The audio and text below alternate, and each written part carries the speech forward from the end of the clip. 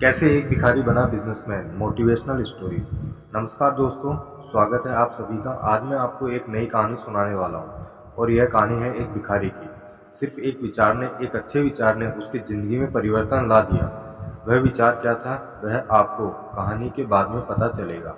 तो चलिए आपका ज़्यादा समय जायज़ न करते हुए कहानी को शुरू करते हैं। एक भिखारी था। वह भीख मांगा करता था। रेलवे स्टेशन पर वह रोज आता था और एक ट्रेन में बैठकर वह दूसरे रेलवे स्टेशन पर जाता था। एक दिन उसको एक बिजनेसमैन मिला।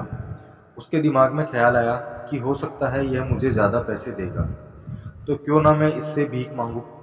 जब वह बिजनेसमैन के पास गया भीख मांगने के लिए, तो उसने उसको भगा दिया और जाते हुए कहा कि कितने बेवकूफ़ आदमी हो तुम। मुझे यह बताओ कि तुम्हारे पास मेरे को देने के लिए क्या है। जब खुद तुम किसी को कुछ नहीं दे सकते तो मांगना छोड़ दो।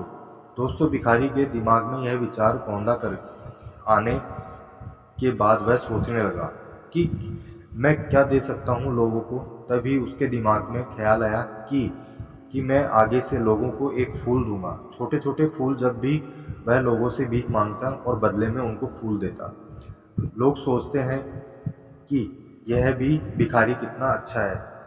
पहली बार इस तरीके का भिखारी देखने को मिला है जो बदले में फूल देता है। अब दूसरी बार वही बिजनेसमैन उसको मिला।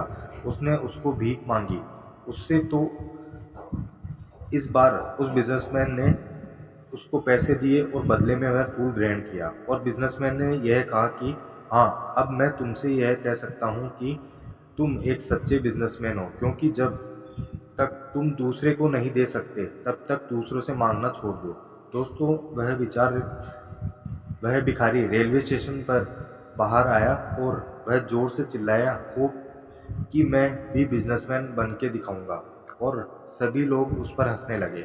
6 महीने तक भिखारी वहां पर नहीं दिखाई दिया और अगली बार जब वह वापस ट्रेन में आया तो उस व्यक्ति से उसकी वापस मुलाकात हुई और इस बार वह दोनों व्यक्ति सूट बूट में थे।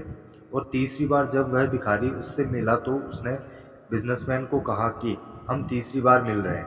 बिजनेसमैन ने कहा कि नहीं, पहली बार जब मैं भीख मांगता था, दूसरी बार जब मैं आपसे मिला तो मैंने आपको फूल दिया था, बदले में आपसे पैसे लिए थे, और आज मैं आपको बराबर बात कर रहा हूँ और मेरा फूलों का बहुत बड़ा बिजनेस है। दोस्तों, वह बिजनेसमैन शुभकामनाएं देता है।